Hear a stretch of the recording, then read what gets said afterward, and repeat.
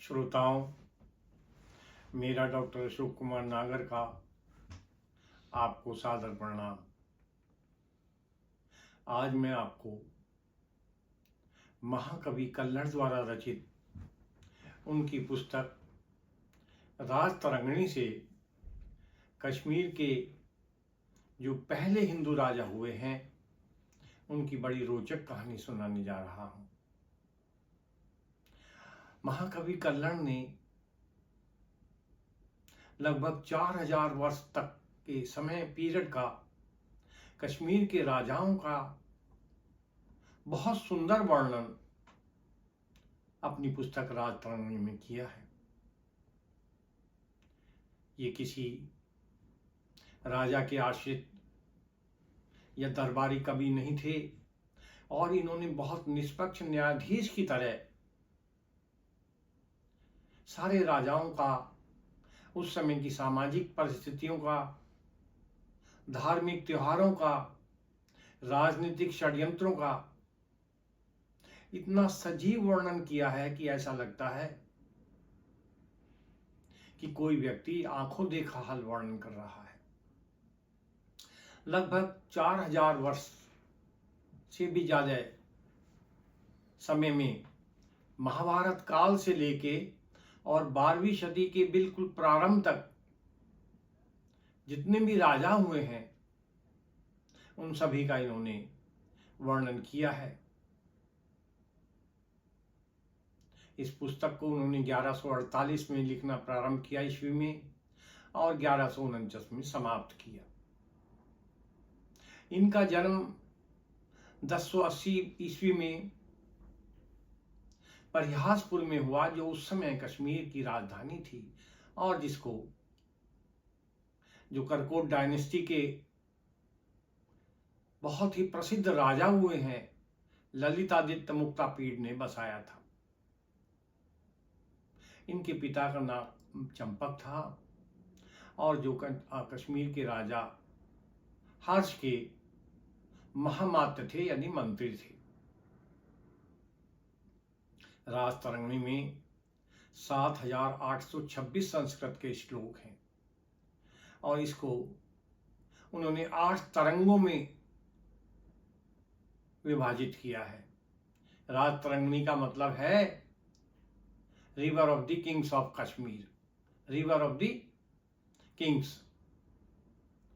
तो इन 8 तरंगों में या 8 अध्यायों में राजाओं का विस्तार से वर्णन किया है और जो एक तरंग है या अध्याय हम कह सकते हैं वो दूसरी तरंग से बिल्कुल इंडिपेंडेंट है। ये 8, आप कह सकते हैं कि ये 8 पुस्तकें हैं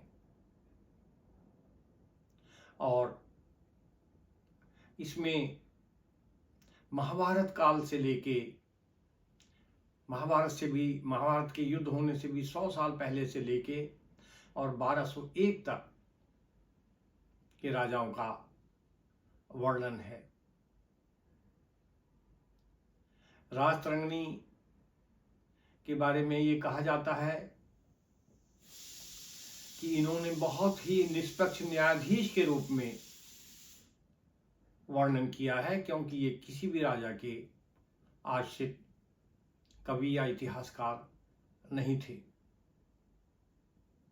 बहुत ही प्रसिद्ध किताब है जिसका संसार की प्राय सभी भाषाओं में अनुवाद हुआ है। मैं आपको इसी पुस्तक से जो कश्मीर के पहले हिंदू राजा हुए हैं गोनंद प्रथम, उनकी कहानी सुनाने जा रहा हूं। गोनंद प्रथम जो थे, जिनका काल ईसा से 3130 वर्ष से लेकर 3103 वर्ष तक, यानी इन्होंने 17 साल के लगभग कश्मीर में राज्य किया और ये महाभारत में जो युधिष्ठिर हुए हैं उनके समकालीन थे। बहुत शक्तिशाली राजा थे, बहुत बड़ी फौज थी इनके पास और ये जो मगध का सम्राट था जरासंध, ये उसके दूर के रिश्तेदार थे। जब भगवान कृष्ण ने कंस की हत्या कर दी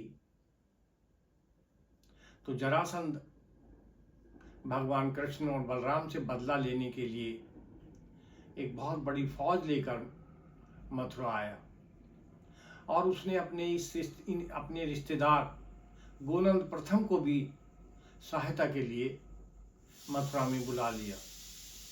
गोनंद प्रथम अपनी बहुत बड़ी फौज लेकर मथुरा पहुंच गए और इन्होंने मथुरा को चारों तरफ से घेर लिया। उस समय लगने लगा था कि यादवों की जो सेना है वो कमजोर पड़ जाएगी।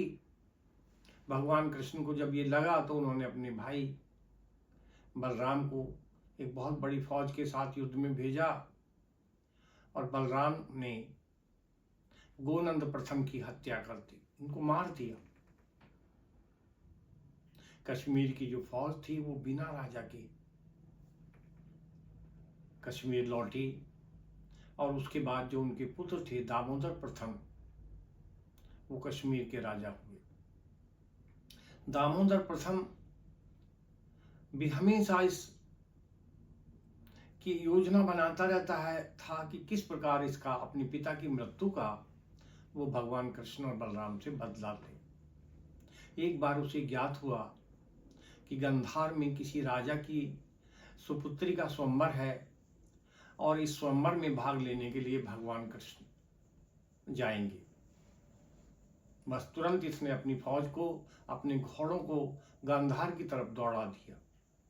ये वहां पहुंच गया और स्वयंवर में तोड़फोड़ मचाने लगा, लोगों को मारने लगा। और भगवान कृष्ण जो एक कैंप में वहां ठहरे हुए थे, जब ये पता चला तो अंत में उन्होंने सुदर्शन चक्र से दामोदर प्रथम का सिर काट दिया, उसको मार दिया। लेकिन दामोदर प्रथम को मारने के बाद भगवान कृष्ण को पता चला कि इनकी जो पत्नी है दामोदर प्रथम की, जिसका नाम यशोमती था, वो गर्भवती है। ये सुनकर उनको बड़ा दुख हुआ और लौटती बार वो जब लौटने लगे तो वहां कश्मीर गए और वहां पर उन्होंने ये जो रानी थी, विधवा रानी यशोमती, इसको कश्मीर के राज सिंहासन पर बैठा दिया।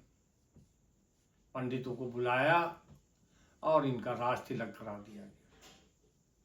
भगवान कृष्ण के जो सेनापति थे, सलाहकार थे, वो नहीं चाहते थे कि ये जीता हुआ राज्य हम जो है वापिस कश्मीर को दे दें या रानी को, एक स्त्री को वहां का राजा बनाया जाए।